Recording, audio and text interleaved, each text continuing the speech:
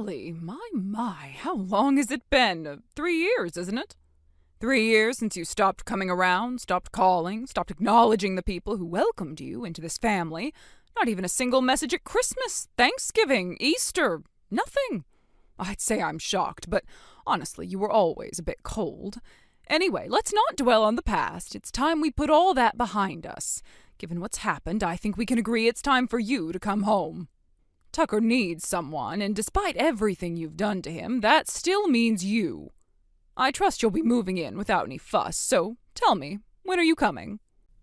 Wow, I really didn't expect to get a message from you. Is something wrong? I just told you, didn't I? Tucker needs you. That's all that needs to be said.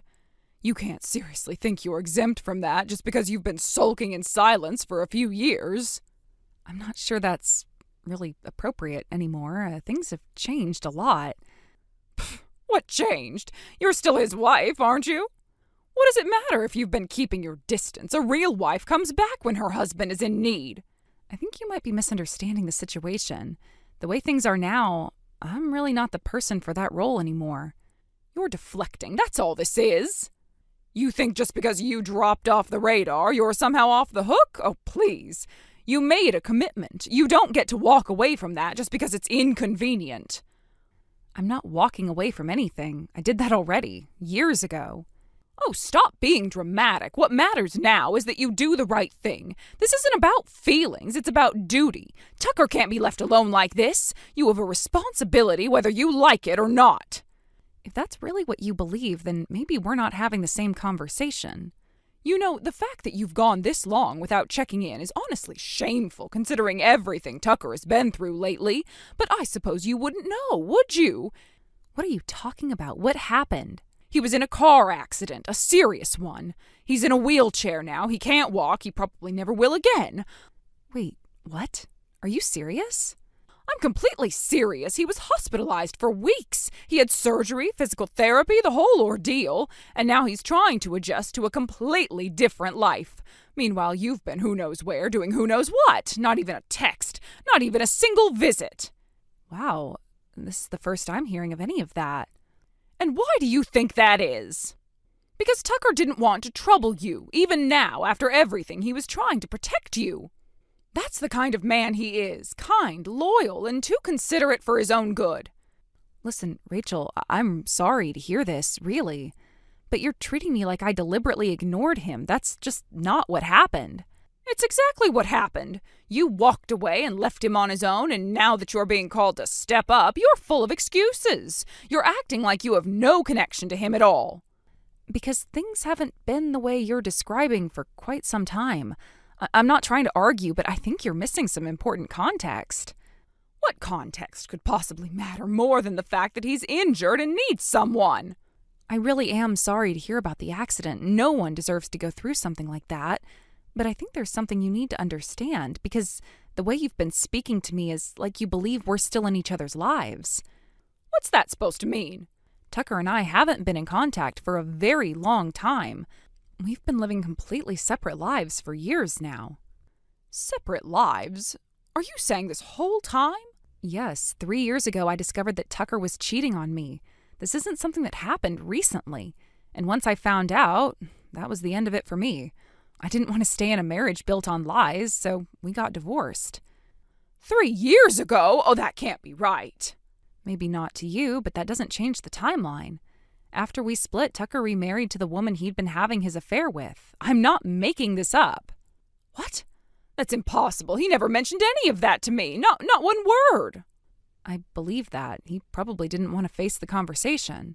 But that doesn't mean it didn't happen. We divorced, he moved on, and so did I. That's the reality. So what, you expect me to believe you've just had nothing to do with him all this time? Yes, that's exactly what I'm saying. We haven't seen each other, haven't spoken, no phone calls, no messages, nothing. I didn't even know he'd been in an accident until your message. Well, that's unbelievable. I understand why it might feel that way. But I'm telling you the truth, and honestly, I think if you asked him directly, he'd say the same. I just think it's important you hear it plainly. Well, I'm sorry to say you wasted your time, because I don't believe a word of that. You're just trying to come up with a convenient little story so you don't have to take responsibility. This is so pathetic. There's nothing convenient about any of this. It's just the truth. Oh, please, isn't it funny how your so-called divorce just happens to line up with when you suddenly cut off all contact with us? 3 years ago, the timing's just too perfect, don't you think? It wasn't a coincidence. That was when everything ended. That's why I stopped coming around. No, you disappeared because you didn't want to deal with any of it. You got bored of playing house, and now you're lying through your teeth so you don't have to lift a finger. You think I don't see through that? If you really think I'm lying, then check with City Hall. They can pull the divorce record in 5 minutes. What, you want me to go waste my time on some ridiculous paperwork hunt just because a liar told me to? I'm not playing your little game. It's not a game, it's public record. I'm not asking you to take my word for it. You can say whatever you want, but you're still going to come here and do what needs to be done. Tucker can't work right now. Someone has to support this household, and that someone is going to be you. I don't think you understand the position you're in. You can't just assign me to take care of someone I haven't seen in years. Oh, I absolutely can. You're young, you're healthy, you had a job, which you'll be keeping, by the way. Tucker can't earn any more, so you'll be supporting him. That's your role now. Excuse me? And the house needs to be remodeled. Barrier-free, ramps, widened doorways, everything. It'll cost a fortune, but I assume you'll be covering it. After all, he's your husband. No, he's not, and I can't believe you actually think this is normal. Don't try to dodge this again. You're the one who made vows. You're the one who walked out. And now, when it really matters, you're the one who's going to make things right. This entire conversation has been completely detached from reality. If you want answers, if you want to understand what actually happened, then you should ask Tucker himself. He's been through enough already. I'm not going to drag him into more drama. You're already doing that by demanding things from someone who doesn't owe you anything. I've told you what happened. I've been honest. And I'm not going to keep defending myself against a version of the past that only exists in your head. You quit your job? Are you completely out of your mind, Shelly? Excuse me? How do you even know that? Oh, don't act surprised. I called your office to get your availability for Tucker's physical therapy. And what do I hear? You just up and left. Without warning? Without even telling anyone? That wasn't your place to ask about, and frankly, it's not your place to comment either. Oh, please, don't start playing the victim now. What on earth are you thinking? You're the one who should be supporting Tucker. He's in a wheelchair, for God's sake. He can't work.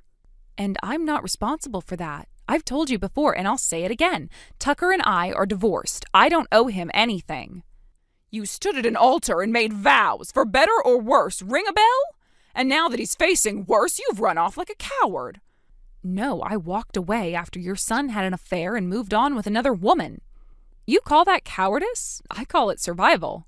Oh, give me a break. A little affair, and suddenly you think that justifies throwing away your marriage? People work through these things every day, but no, not you. You just disappeared the second it got difficult.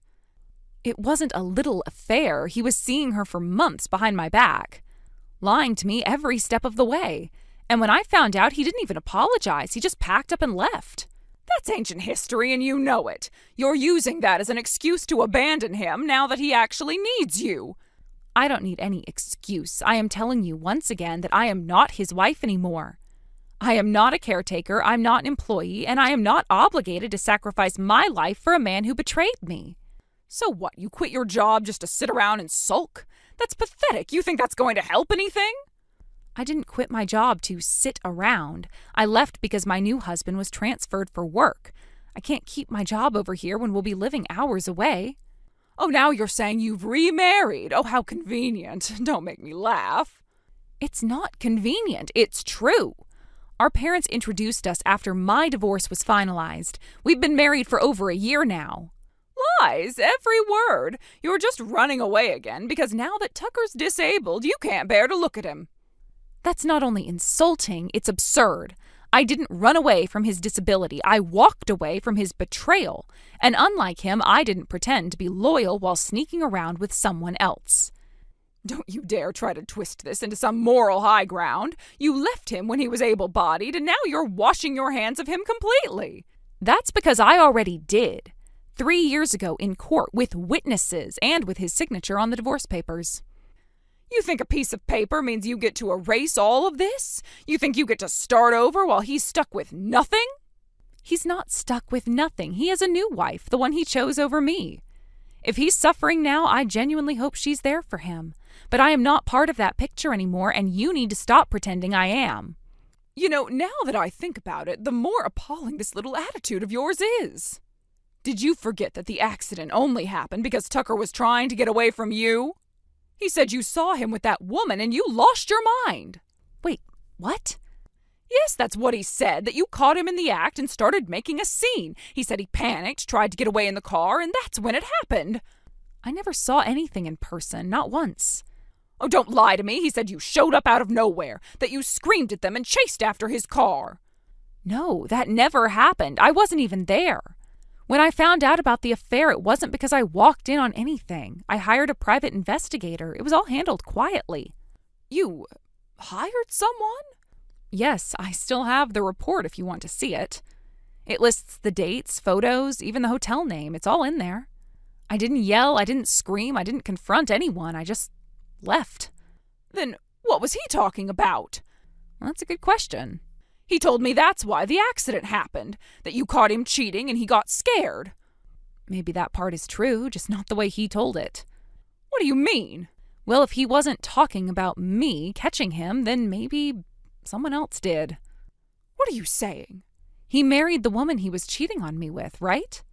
But if the accident happened more recently, long after we were out of each other's lives, maybe it wasn't me who caught him. Maybe it was someone else. No, he wouldn't. He's already got a second chance. He wouldn't be that stupid. Wouldn't he? But he looked me in the eye. He said it was all in the past. He said you were the reason he was miserable, that everything fell apart because of you. And you believed him. If he was lying about that, what else would he have been lying about? I think it's time you spoke to Tucker directly, because I've explained everything I can. But if you keep contacting me like this, demanding things I have no obligation to provide, I'll have no choice but to protect myself. I'm not saying that to scare you. I'm saying it because I'm done being dragged into something I walked away from years ago. If this continues, I'll speak to a lawyer. Consider this your final warning. Let me know if you'd like a short follow-up from Rachel or a legal consequence scene to close the loop. I spoke to Tucker. He finally told me what really happened. I see. So he admitted it? Yes, the affair, the lies, all of it. He said he was ashamed. That's why he made it sound like you just walked away from your duties. That tracks. He never wanted to take responsibility when it counted. He also told me about the remarriage. I had no idea he married that woman. He said he thought I'd be angry, so he just kept it from everyone. I figured he wouldn't have the courage to explain that part. And the accident, it happened when he was with someone else. It wasn't even his wife. It turns out one of his mistresses caught him with another mistress. So he repeated the same mistake. That's awful. It is. I still can't believe it. But at least I finally know the truth now. And I suppose I owe you an apology for everything I said. I appreciate that. Thank you for letting me know. Actually, there's something else I wanted to say. A sort of proposal, if you will. A proposal? Now that things are finally out in the open, maybe this is a chance to turn over a new leaf. Tucker is single again, and you work from home now, don't you? You're in the perfect position to care for him properly. Wait, are you seriously suggesting... Why not? You two were married once before. It's not like the love just disappears. Besides, your current marriage was just out of obligation, correct? You said your parents introduced you. Those arrangements never run that deep. It's not like you fell in love. Are you listening to yourself right now? I'm being practical. You have flexibility now. You're always at home, and Tucker needs someone he can trust. The timing just makes sense.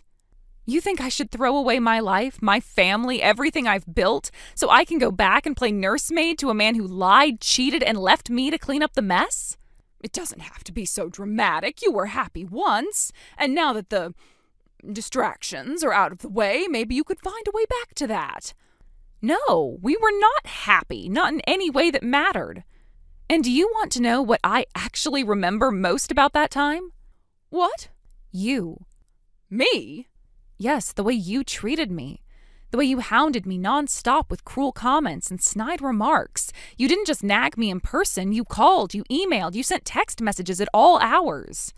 Remember when you faxed me that complaint about my cooking? Who even uses faxes anymore? Well, that wasn't abuse. I was just trying to help you become a proper wife. No, Rachel, it was abuse. You chipped away at me every single day, and you never once saw me as a person. You saw me as a tool, someone to manage your son, your house, your image. Well, that's not true. It is, and I never forgot it. You say start over like that part didn't happen, but it did. Well, maybe I was a little too hard on you, but it was never personal. It was personal to me. I lived through it. And I am not walking back into it just because Tucker burned every bridge and ended up alone. That's not my problem anymore. So you're saying there's no chance? None. I have zero intention of divorcing my husband. He's kind. He respects me. He's the reason I'm doing well now. But this conversation is over. A few weeks later, a letter arrived at my parents' house. You guessed it, it was from her. It was carefully worded, filled with phrases like, just keeping in touch and hoping you're well. But buried between the lines was the real message. Tucker had found out she contacted me behind his back, and he was livid. Their relationship apparently had collapsed. He's stuck in the family home, too broke to move out after paying alimony from his latest affair. He works from home now, but the place isn't even wheelchair accessible. The letter was just a thinly veiled plea for sympathy, for help, and maybe even for money. I handed it to my mother, shrugged, and said to toss it in the trash. And just like that, the last string tying me to that part of my life was finally gone. Thank you for watching. Please subscribe and hit the like button. See you next time.